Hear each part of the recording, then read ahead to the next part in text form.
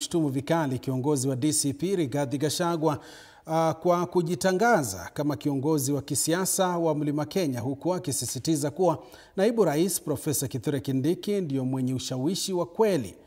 Aidha, Mundigi alisema matokeo ya uchaguzi mdogo wa Mbeere Kaskazini yalithibitisha nguvu za kisiasa za Kindiki.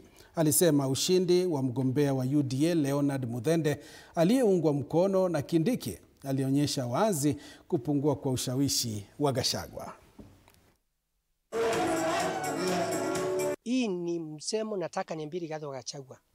Siasa ya Mbeere North ilikuwa ya Muthende na mtu wa opposition. Lakini after that nataka Gachagua nikwambie, ulikuwa anjipiga kifua.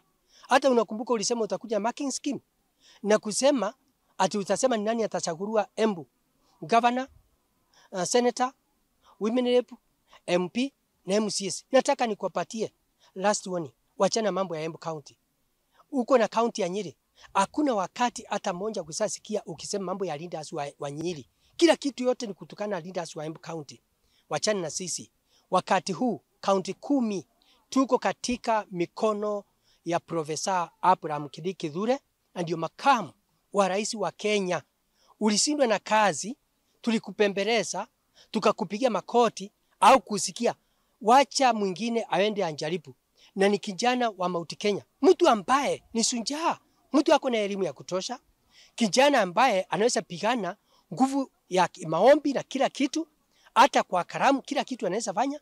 Kwa hiyo nataka nikwambie, hii mchezo ilikuwako katika Mbeere North. Na kwa sababu sasa hii election imeisha, wewe unafaa urudi nyumbani. Wachana sisi, wachana na mambo ya Embu. Kwa sababu wakati huu kingpin wa Mount Kenya ni makamu wa rais Profesa Abraham Kithure.